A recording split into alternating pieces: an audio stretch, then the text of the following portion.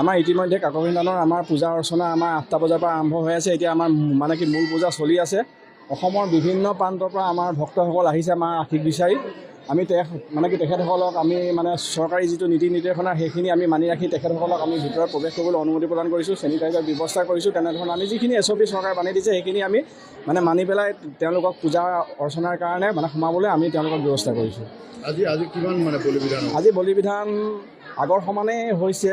আমাৰ ছাগলীও প্ৰায় 100 মান ছাগলী এতিয়ালৈকে হৈছে, হাঁহো তেনেকৈ 200-250 হাঁহ হৈছে। আৰু আমাৰ আজি মানে বৰ বলি কাইলৈ হ'ব, ম'হৰ বলি আছে মানে 4 ভাগ কাইলৈ হ'ব।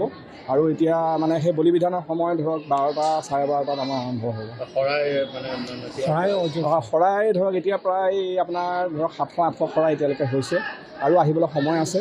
মানে ধৰক আপোনাৰ আজিৰ দিনটোত 1000-1200 শৰাই হ'ব বুলি আমি আশা কৰিছোঁ। ৰাইজক কি আহ্বান জনাব?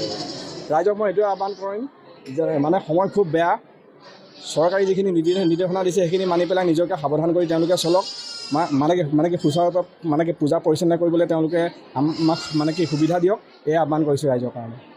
এইবাৰ সৈতে 3 বছৰ হৈছে। তেজপুৰৰ পৰা তেজপুৰ ডেকা আমাৰ তেজপুৰৰ পৰাতো প্ৰায় যিমানখিনি পাইছোঁ 90% আহে। হয়,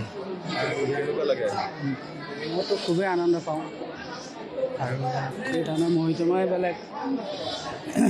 আৰু এইবাৰ মাৰ ওচৰত এবাৰ প্ৰসাদ আগবঢ়াইছোঁ, মনত কিবা এটা ভাৱ লৈছিলোঁ সেইটো হৈছেগৈ আৰু হ'ব বুলি মানে আশা কৰিছোঁ। কি ক'ব ৰাইজক যিহেতু কৰোণা সুস্থ পৰিৱেশন? হয়, সেইটো কাৰণে অলপ যোৱা বছৰ সিমানখিনি কৰিব পৰা নাই, তথাপিও এইবছৰ ভালেখিনি আহিছে দৰ্শক, ভাল লাগিছে।